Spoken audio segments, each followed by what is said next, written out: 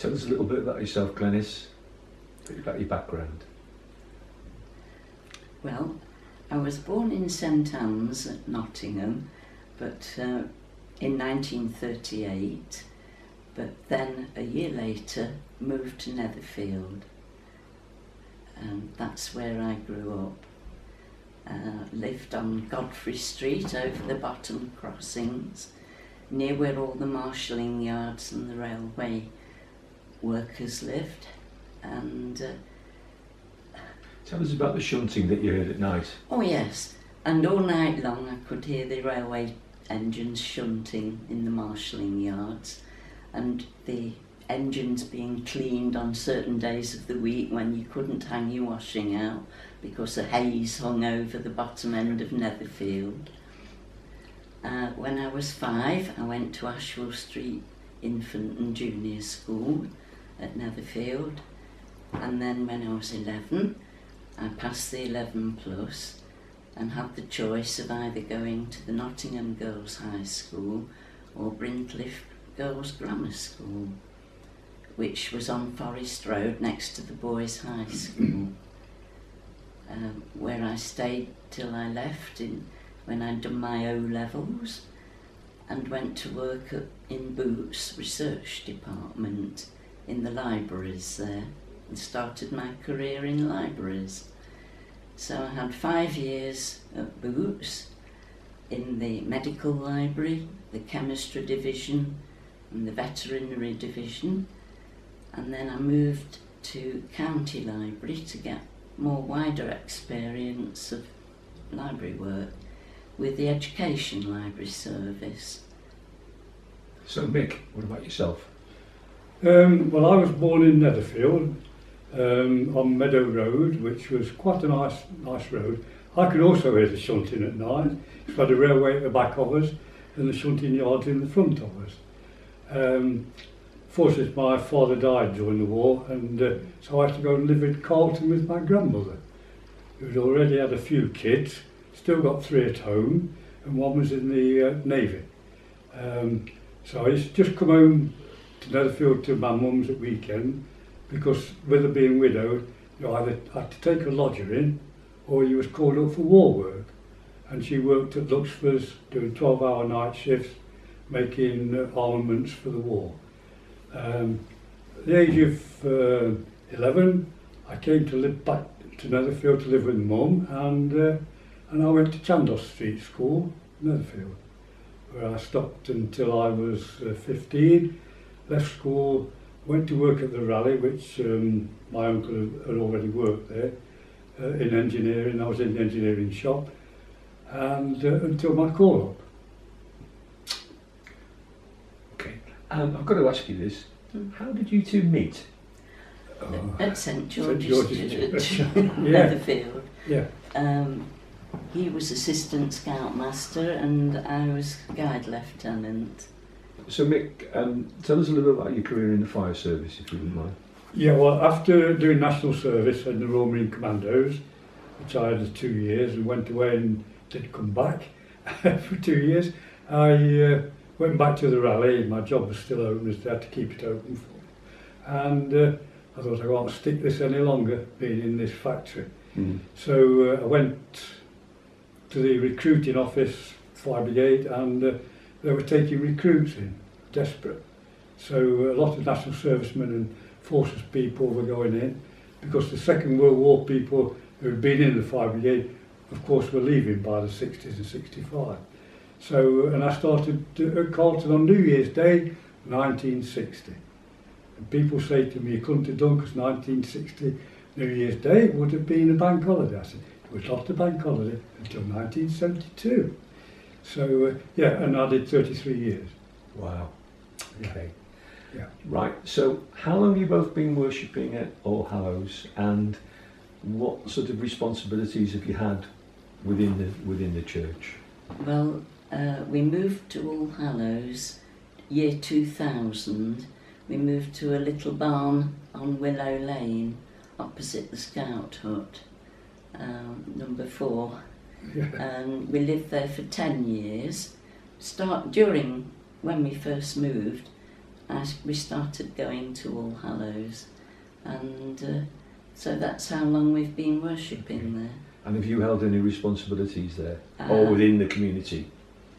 Yes. For my sins, I had to take over as branch leader for the Mothers' Union, which I did for 3 years. Bit difficult though, because they were very set in their ways and wouldn't change, and gradually, oh no, You'll be up for libel. better edit that. Yeah, just say what. No. Gradually it faded out because they were just getting too old to, Okay. And anything else that you did? Helped with the after school club that we did for a while, didn't we? I've done quite a bit of fetching and carrying of furniture over from the Memorial Hall to church and back again for when we did refreshments at fairs and so on. The after school club was with Dave Richards, wasn't it? Yes. Yeah, Dave he Richards, started that. And did you carry on? You work with the guides within Gedling, or was it still in Netherfield? No, my first venture with guides was at Netherfield, but then I used to go to the Sea Rangers, which Margaret Cooper started at Gedling. We used to meet in Hustwaite's Builders Yard, which is opposite Broomhill House that was. And so that's how I came to know quite a few of the Gedling girls then. Okay. And I used to help out sometimes with guide camps and district camps that Margaret and Bernice Cooper used to run. So that's how I know quite a few Gedling girls, Marguerite for instance. Mick, your involvement with the church? Yeah, well, I did 2 years as church warden. I also was a server, and also helped with the Sunday school for a few years. And then, of course, the luncheon club, which we had in the Memorial on a Wednesday. I really enjoyed that. I used to fetch people and little Gladys and 1 or 2 more, bring them all in for a lunch and in nice occasions. So, and jobs around the church, and that was more or less it. Yeah. Okay. And how important is the church to you and your faith? It was important in those days, but I think now I'm beginning to question 1 or 2 things. You know, I think the Church of England has got to really look at itself. I'll say no more on that because, you know, it's just my It's a personal thing, yes. It's a personal thing, but I think what's gone off in the Church of England has really got, you know, similar to the Catholic Church, and most religions now are having to really look at themselves now, I think, you know, with like the Jews and Muslims and all sorts. What's going on in the world, I think people, you know, are beginning to realise a little bit more. Okay, Yeah. Glenys? Yes, not having been brought up religious household to start with, I've always been a lot more questioning, I think. There's always perhaps been a devil on my shoulder saying, do you really believe in all this, Glenys? And sometimes I found it very difficult. I think the church has been important in my life because it's provided a social Way of life, living. circle, and a moral influence. But I've found a lot of things difficult to cope with. I know I used to argue with Father Gibson down at Netherfield Church about certain things which I didn't understand or believe in at the time. And then later on, when we had another minister at Netherfield who was very anti-women and put posters up all around the church saying vote against the ordination of women, that's when I didn't go to Netherfield Church anymore. Time to move on. Yeah. Yes. Indeed. And what are your hopes for the future then, in terms of what's happening at All Hallows and in general? Well, I think the fortunate at the moment that they've got a good church wardens and helpers and servers and things like that.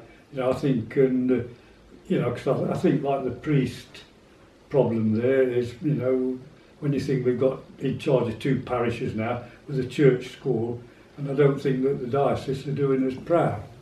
You know, I think, you know, I mean, I know we've got Jean Lamb and Jean's marvellous, but, you know, on her own with running 2 parishes, you know, and things like that, I think the burden, and yet we've got bishops living in big palaces and things like that, you know,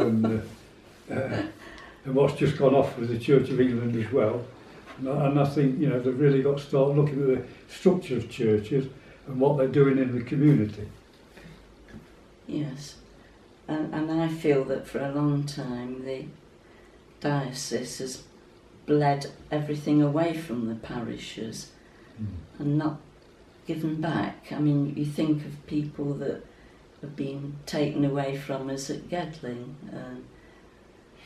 and think of what they've gained from us, not just in parish share, but things like rents from the rectory and